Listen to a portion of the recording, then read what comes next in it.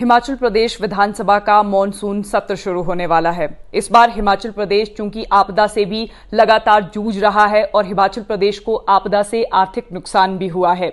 ये तो रही बात हिमाचल प्रदेश की, लेकिन मॉनसून सत्र को लेकर सरकार की किस तरह से तैयारियां हैं और क्या इंतजामात किए हैं, इन सभी मुद्दों पर चर्चा करने के लिए हिमाचल प्रदेश विधानसभा के अध्यक्ष कुलदीप सिंह पठानिया हमारे साथ हैं। सर, पहला सवाल, किस तरह की व्यवस्थाएं रहेंगी और पिछले सत्र से ये सत्र किस तरह भिन्न रहेगा? मुझे तो लगता है जैसा पिछला सत्र था वैसा ही रहेगा, कोई भिन्नता तो नज़र नहीं आती। हाँ, उस सत्र और इस सत्र के बीच में प्राकृतिक आपदा की वजह से, फ्लैश फ्लड्स की वजह से भारी नुकसान हिमाचल प्रदेश में सरकारी और प्राइवेट संपत्ति को हुआ है। उस दृष्टि से ये सेशन जो है और सेशन की जो रूह है वो थोड़ी भिन्न है, क्योंकि हिमाचल प्रदेश एक आपदा के दौर से गुजरा है।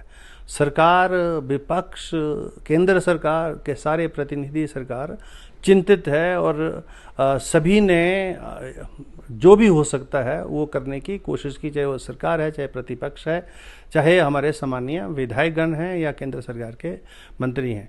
तो अब इस परिस्थिति में जो सत्र होने जा रहा है, स्वाभाविक रूप से विषय तो उसी से संबंधित ज़्यादा होंगे और जो विषय हमारे पास आए हैं प्रश्नों के माध्यम से या चर्चाओं के माध्यम से, उसमें ज़्यादातर विषय जो हैं चुनाव क्षेत्र में इस प्रकार की अप्रिय घटनाओं के हैं या प्रदेश के अंदर जो ये फ्लैश फ्लड्स की वजह से, ये जो भारी बरसात की वजह से जो नुकसान तकरीबन सारे हिमाचल प्रदेश में हुआ है उससे संबंधित हैं।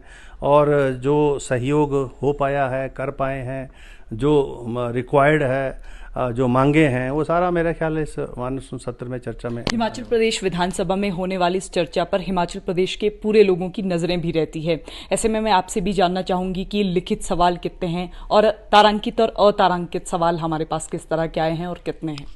टोटल तो हमारे पास 739 आए और उसमें जो तारांकित हैं वो 547 हैं और अतारांकित जो हैं 196 हैं और उनकी लिस्टिंग होना शुरू हो गई है। हमने विभागों को जो है वो प्रश्न भेज दिए हैं, कुछ जवाब आना शुरू हो गए हैं। यानी 18 तारीख को जो प्रश्न लगेंगे उनके उत्तर आ चुके हैं और 19 को भी जो लगने वाले हैं उनके उत्तर आ रहे हैं। तो अब उसकी लिस्टिंग जो है एज पर दी प्रायोरिटी, जिससे सामान्य विधायक ने जो समय पर दिए हैं उस प्रायोरिटी के हिसाब से हम उसको जो है अब लगाना शुरू कर दिया है, हमने टेबल करना शुरू कर दिया है। और कुछ चर्चाएं भी आ गई हैं जिसमें नियम 130 के अंतर्गत चर्चा है, नियम 62 के अंतर चर्चागत, नियम 101 में चर्चा है, नियम 324 में चर्चा है, 102 में चर्चा है और अभी सत्र के दौरान भी जो है नियमों के अनुरूप और चर्चाएं आ सकती हैं।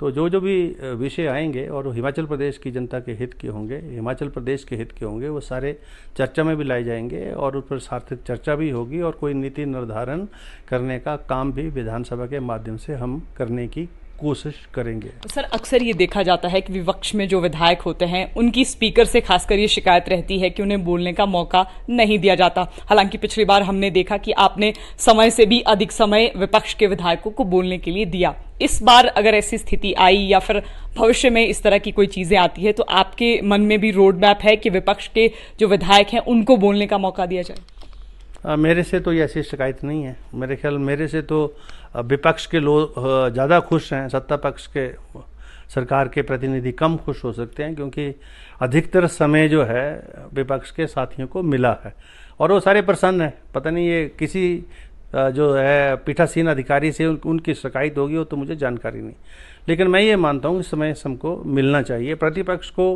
अधिक समय मिलना चाहिए, क्योंकि जो विषय हैं जो सरकार के ध्यान नहीं है उनको विपक्ष लाता है और सरकार की कार्यप्रणाली में सुधार करने की कोशिश करता है। तो विषयों को उस दृष्टि से लेना चाहिए कि अगर कोई भी विषय किसी भी सामान्य सदस्य की तरफ से उठा है या उठता है या प्रतिपक्ष से उठता है और वो विषय जो है ज़रूरी है, हिमाचल प्रदेश के हित में ज़रूरी है, हिमाचल प्रदेश के लोगों के हित में है, तो उसके ऊपर सरकार को जो है पॉजिटिवली सार्थक होकर जवाब देना चाहिए। इसमें कोई डराने की तो बात ही नहीं है कोई भी, और कोई जानकारी छुपाने की बात नहीं है। हिमाचल प्रदेश के चुने हुए प्रतिनिधि भी हैं। सरकारें हिमाचल प्रदेश के लिए बनती हैं, राजनीति के लोग हिमाचल प्रदेश के लिए हैं। अगर हिमाचल प्रदेश रहेगा तभी हम सब राजनीति भी कर पाएंगे, सरकारें भी बना पाएंगे। तो इसलिए पहले हिमाचल प्रदेश के संरक्षण के हित में सभी पार्टियों को एकजुट होकर कोई नीति निर्धारण करने का समय है, जो मैं मानता हूँ। मैं और उम्मीद करता हूँ कि इस सत्र के माध्यम से कोई कॉन्सेंसस फ्लैश फ्लड्स के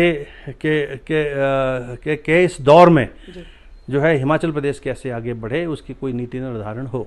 अगर बीच में पॉइंट ऑफ ऑर्डर आता है तो आप परमिट करेंगे? क्योंकि पिछली बार भी विधायकों ने पॉइंट ऑफ ऑर्डर को लेकर भी खासी चर्चा कर दी थी। ये इतिहास है कि एक पॉइंट ऑफ ऑर्डर जो है यहाँ 3 घंटे तक चर्चा में चलता रहा और कमेटी कॉन्स्टिट्यूट हुई उसके बाद, और बहुत जो है हमने उसको बहुत अच्छे तरीके से उस विषय को जो है माननीय सदन में जो है चर्चा में लाया भी, होने भी दी, और सरकार भी उसके ऊपर चर्चा चाह रही थी। तो ऐसा कोई भी विषय जो हिमाचल प्रदेश के हित का होगा, पॉइंट ऑफ ऑर्डर के माध्यम से आए, चाहे या किसी नियम के तहत आए, तो उसकी इजाज़त दी जाएगी। और विषय सार्थक होना चाहिए, विषय सिर्फ विषय के लिए नहीं होना चाहिए, नियमों की परिधि के अंदर होना चाहिए, इजाज़त मिलेगी।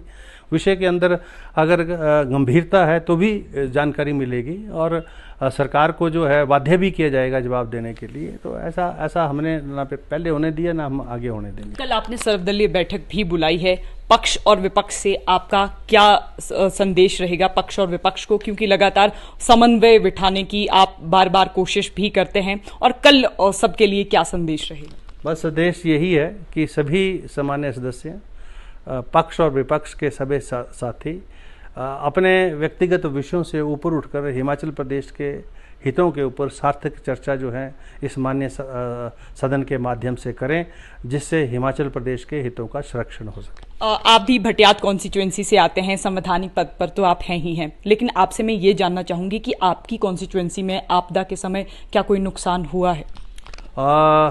ये जो फ्लैश फ्लड्स हैं और जो पिछली बरसात में भी आए, पिछली बरसात में भी अधिकतर नुकसान चंबा जिला के भटियात चुनाव क्षेत्र को हुआ, और हिमाचल प्रदेश में मेरे ख्याल में 1-2 चुनाव क्षेत्र थे जिसमें भटियात प्रमुख था, जिसमें बहुत ज़्यादा नुकसान हुआ। और उसके जो मिटिगेशन प्लान्स हैं, करीब 100 करोड़ के करीब हमने जो पिछली सरकार के समय में हुए हैं, वो हमने जो हमारा नेशनल डिज़ास्टर मैनेजमेंट फंड है उसको हमने भेजे, NDR जो है हमारा।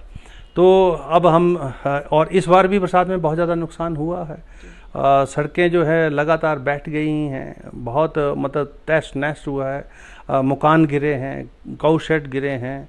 हाँ, 3-4 लोगों की जो है फ्लैश फ्लड्स में डेथ हुई है, और बाकी तो नुकसान प्राइवेट प्रॉपर्टी, ज़मीनें जो है बुर्द हो गई हैं, नाले बन गए हैं, तो नुकसान बहुत हुआ है। और मुझे उम्मीद है कि वो विषय भी, क्योंकि जब चर्चा होगी तो वो विषय भी यहाँ चर्चा में आएंगे। सुरक्षा इंतजामात हिमाचल प्रदेश विधानसभा सत्र का एक अहम भाग है, सुरक्षा इंतजामात इस बार किस तरह के रहेंगे? हाँ, पिछली बार भी आपने देखा सिस्टम बहुत फूल प्रूफ था और कोई ऐसी अनियमित घटना नहीं घटी, और इस बार भी नहीं होगी। इस बार भी जो सुरक्षा के इंतजाम है वो पुख्ता तौर पर हमने पहले ही उच्चतम अधिकारियों के साथ मीटिंग करके, बैठक करके अपनी तरफ से जो हमको उनको बोलना था, डायरेक्शंस देनी थी, वो हमने दे दी हैं। और मुझे पूर्ण उम्मीद है कि कहीं किसी को किसी भी प्रकार की ना परेशानी आएगी और सुचारू रूप से सारी व्यवस्था चलेगी, क्योंकि पासेस के माध्यम से एंट्री होती है। पासेस हम जो है लिबरली इशू कर रहे हैं।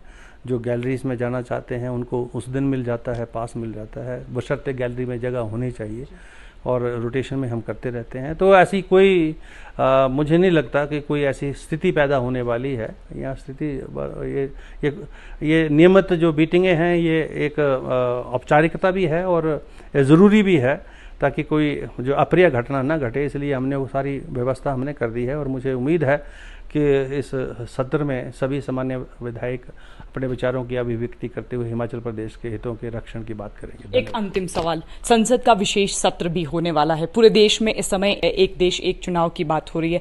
आपको क्या लगता है कि जो एक देश और एक चुनाव का मुद्दा अगर इस विशेष सत्र में आता है, आप इससे सरोकार रखते हैं? आप इस विषय में क्या सोचते हैं? देश में वैसे तो 1952 से चुनाव शुरू हुए, तो एक 1 नेशन 1 चुनाव ही होता था जी। आगे इसकी जीनिसिस में आप जाएं, 1952, 57, 62, 72, 77, ये व्यवस्था जो बिगड़ी है उस 77 के बाद बिगड़ी है। तो ये मिड टर्म पोल जो है सरकारें गिरी हैं, जो उस समय सरकार बनी 1977 में, वो चल नहीं पाई पूरे 5 साल, उसके अंदर विस्फोट हुआ, और चाहे वो प्रदेशों में सरकारें थी तो अंदर से विस्फोट से वो सरकारें जो है गिरी हैं। तो ये व्यवस्था के अंदर जो परिवर्तन आया है वो तब से शुरू हुआ है। और अब आज की परिस्थितियों में, क्योंकि फेडरल स्ट्रक्चर है, प्रदेश जो है अपने आप में सोवरन है, और प्रदेश और देश जो है वो तो सभी प्रदेशों को मिलके देश बनता है। तो India is A union of states. तो स्टेट्स जो है वो एक फेडरल स्ट्रक्चर के अंदर उनकी ऑटोनॉमी है। हमारा कार्यकाल 5 साल का है, लोकसभा के पास कोई ऐसा अधिकार नहीं है कि हमारा कार्यकाल कम कर ले। ये हमारा कार्यकाल अगर हम कम होगा तो इस मान्य सदन के अंदर चर्चा होगी, और कोई भी अगर संविधान का, आज संविधान के अंदर कोई ऐसा अनुच्छेद नहीं है जो किसी भी असेंबली के कार्यकाल को केंद्र सरकार या लोकसभा घटा सकती है। तो कोई परिवर्तन होगा तो उस परिवर्तन को भी स्टेट्स रेटिफाई करेंगी, तभी वो लागू होगा। तो ये तो अभी एक चर्चा का विषय है कि ऐसा होना चाहिए, प्रस्तावित है, संविधान इसकी इजाज़त नहीं देता है। और कार्यकाल जो है मतलब चुनाव जो है इकट्ठे हों सबके, तो उसकी शुरुआत करनी ही थी। तो पिछली बार कर लेनी चाहिए थी जब पार्लियामेंट का चुनाव हुआ था, तो उस समय की जो असेंबलीज थी उनके साथ बातचीत करके, वार्तालाप करके, उनका टर्म जो है कर्टेल करके जो है इकट्ठा कर लेते, तो आगे से व्यवस्था ठीक हो जाती। तो अभी तो स्टेट ऑटोनमस बॉडीज़ हैं, उनका अपना कार्यकाल है, केंद्र का अपना कार्यकाल है, विषय चर्चा में आता रहे। जब संविधान जिसकी इजाज़त नहीं देगा वो नहीं हो पाएगा, इजाज़त देगा तो हो जाएगा। आपका बहुत बहुत धन्यवाद। Thank you. हिमाचल प्रदेश विधानसभा के स्पीकर कुलदीप सिंह पठानिया हमारे साथ थे। हिमाचल प्रदेश विधानसभा में मॉनसून सत्र में क्या खास रहेगा और इसके अलावा संसद के विशेष सत्र को लेकर भी हमने कुलदीप सिंह पठानिया से बातचीत की। तो फिलहाल संवाद भारत में अभी के लिए बस इतना ही। नमस्कार।